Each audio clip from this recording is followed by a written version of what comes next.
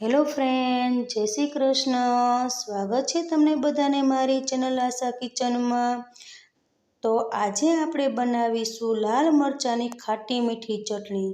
ચટણી તો તમે ઘણીવાર બનાવતા હશો, પણ આ રીતે એકવાર લાલ મરચાંની ચટણી બનાવી જુઓ. શાકની જરૂર પણ નહીં પડે, એટલી બધી ટેસ્ટી આ ચટણી બને છે. રોટલી, રોટલા, થેપલા, ભાખરી, પૂરી, પરાઠા કે પછી દાળ ભાતની સાથે પણ ખાવાની ખૂબ જ મજા પડી જશે.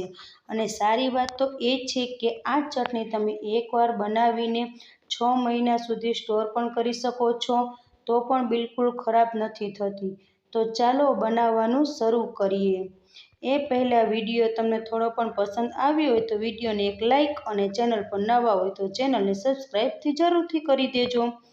તો ચાલો ચટણી બનાવવાનું શરૂ કરીએ. મેં લાલ મરચાં લઈ લીધા છે 100 ગ્રામ જેટલા. સરસ એવા કડક મરચાં લેવાના છે. મેં લાંબી પટ્ટીના મરચાં લીધા છે. તમે જે ઓલા ભોભરા મરચાં આવે છે તે પણ તમે લઈ શકો છો. તે તીખા ઓછા હોય છે, આ મરચાં થોડાક તીખા વધારે હોય છે. તો ધોઈને સાફ કરીને મરચાં મેં લઈ લીધા છે. હવે તેને ચાકાની મદદથી પાછળનો ભાગ કાઢી નાખશું અને વચમાં કટ લગાવીને જે બિયાનો ભાગ હોય છે તે બિયાનો ભાગ કાઢી નાખવાનો છે. બિયાનો ભાગ કાઢી નાખવાથી આપણા મરચાં છે તે થોડાક એવા મોરા પડી જશે અને ચટણી છે તે સરસ એવી બનશે. બંનેમાંથી આપણે બી છે તે કાઢી નાખવાના છે, બંને ભાગમાંથી. હવે તેને મોટા મોટા તે પીસીસ કરી લેવાના છે. અને આ ચટણી તમે મારી રીતે એકવાર જરૂરથી બનાવજો. તમે વારંવાર આ ચટણી બનાવશો તેવી સરસ ખાટી મીઠી તીખી એવી આ ચટણી બનીને તૈયાર થાય છે. તેવી જ રીતે મેં બીજા મરચાંને પણ બિયા કાઢી લીધા છે બંને બાજુથી અને મોટું એવું કટિંગ કરી લીધું છે.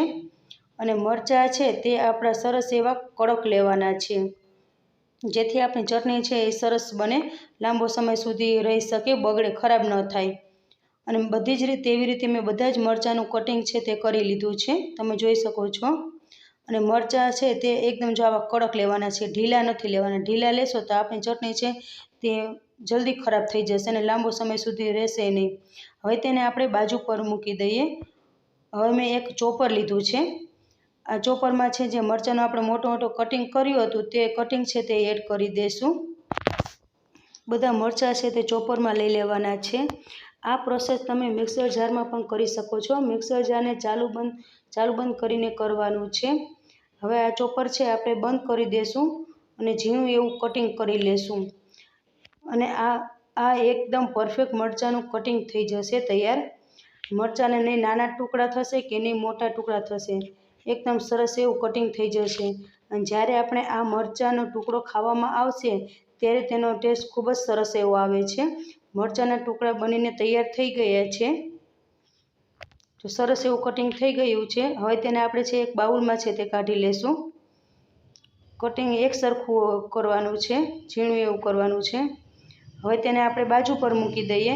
હવે એક મિક્સર જાર મેં લીધું છે, તેમાં મેથીના દાણા લીધા છે 1 ચમચી જેટલા અને થોડાક બચાવીને રાખ્યા છે. અને 1 ચમચી જેટલી વરિયાળી એડ કરી છે, થોડી બચાવીને રાખી દીધી છે. અને 1 ચમચી જેટલું જીરું લીધું છે આખું. 2 ચમચી જેટલી રાઈ એડ કરી છે. હવે તેમાં ધાણા લેવાના છે 1 ચમચી જેટલા. હવે મિક્સર જારને બંધ કરીને સરસ એવો આપણે પાવડર આનો બનાવી લેવાનો છે. દરદરો એવો બનાવવાનો છે, સાવ ઝીણો નથી કરવાનો. સરસ એવો દરદરો પીસાઈ ગયો છે મસાલો. હવે તેને આપણે એક બાઉલમાં છે તે કાઢી લેશું. હવે મસાલાને છે આપણે સાઈડ પર મૂકી દઈએ. એક પેન લીધું છે, તેમાં મેં 2 ચમચા જેટલું તેલ લીધું છે. આપણે આમાં તેલની વધારે જરૂર પડશે, વધારે લેવાનું છે, તેથી આપણે ચટણી બગડશે નહીં. હવે તેલ સરસ એવું ગરમ થઈ જાય તેમાં મેથીના દાણા થોડા વધારે એડ કરવાના છે. જો તમે વધારે પસંદ હોય તમને તો તમે વધારે એડ કરી શકો છો. હવે તેમાં અડધી ચમચી જેટલી હિંગ એડ કરવાની છે. હવે તેમાં છે એ લાલ મરચું આપણે જે કટિંગ કર્યું હતું તે એડ કરી દઈશું. હવે તેને સરસ રીતે એવું મિક્સ કરી લેવાનું છે. સરસ એવું મિક્સ કરી દેવાનું છે. અને આ મરચાં છે સરસ રીતે એવી રીતે સાતળવાના છે. સરસ રીતે મિક્સ કરતું રહેવાનું છે. અને આ ચટણી જેટલી ખાવી ટેસ્ટી છે એટલી બનાવવી પણ એટલી જ સરળ છે. અને 5 થી 10 મિનિટમાં બનીને તૈયાર પણ થઈ જાય છે. સરસ રીતે સતરાય છે તેમાં આપણે થોડાક બેઝિક મસાલા કરી લઈએ. જે મસાલો આપણે બનાવ્યો છે તે મસાલો આપણે એડ કરી દઈશું. હવે તેને સરસ રીતે એવી રીતે મિક્સ કરી લેવાનું છે. સરસ રીતે મિક્સ કરતું રહેવાનું છે. જો આપણે ચટણીનો કલર પણ થોડોક બદલાતો દેખાય છે. હવે થોડોક એમાં નિમક એડ કરીશું સ્વાદ મુજબ. હવે તેને આપણે સરખી રીતે મિક્સ કરી દઈશું. હવે તેમાં લાલ મરચું પાવડર એડ કરવાનો છે. મરચું તમારે જોઈએ તે પ્રમાણે એડ કરવાનું છે. તમે વધુ તીખું ખાતા વધારે એડ કરવાનું છે. હવે તેમાં થોડીક હળદર એડ કરીશું, અડધી ચમચી જેટલી. હવે તેને સરસ રીતે આપણે મિક્સ કરી લેશું. હવે છે તેમાં આપણે ગોળ છે તે એડ કરવાનો છે. એક મોટી ચમચી જેટલો મેં ગોળ લીધો છે.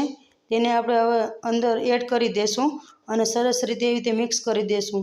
અને આ ગોળનો કાચો સ્વાદ નીકળી ના જાય ત્યાં સુધી આપણે તેને કૂક થવા દેવાનો છે. સરસ રીતે હલાવતું જવાનું છે. ગોળ આપણે જેમ ઓગળતો જશે તેમ આપણે આ ચટણી છે થોડીક એવી ઢીલી પડતી જશે. જો દેખાય છે ને સરસ એવી ઢીલી પડવા માંડી છે. તેને સતત આપણે હલાવતું રહેવાનું છે. અને ચટણી છે આપણે થોડીક એવી ઢીલી પડી ગઈ છે. હવે તેમાં એક લીંબુનો રસ વરિયાળી એડ કરીશું. ગોળ આપણો કૂક થાય છે ત્યાં આપણે તેમાં વરિયાળી એડ કરીશું. વરિયાળી પાછળથી એડ કરવાથી આ ચટણીનો સ્વાદ ખૂબ જ સરસ એવો આવે છે. હવે તેમાં આપણે છે એક લીંબુ લીધું છે મોટું, તે રસ એડ કરી દઈશું. લીંબુનો રસ એડ કરવાથી આપણે લાંબો સમય સુધી ચટણી બગડતી પણ નથી અને તેમાં ખટ્ટો, ગાળ્યો અને તીખો એવો સ્વાદ આવે છે. લીંબુ છે આપણી ચટણીને ખરાબ થવા દેતી નથી અને આ ચટણી એક ખાટો, ગળ્યો, તીખો અને એકદમ ચટપટી ચટણી બનીને તૈયાર થઈ ગઈ છે. 5 થી 10 જ મિનિટમાં ચટણી બનીને તૈયાર થઈ જાય છે.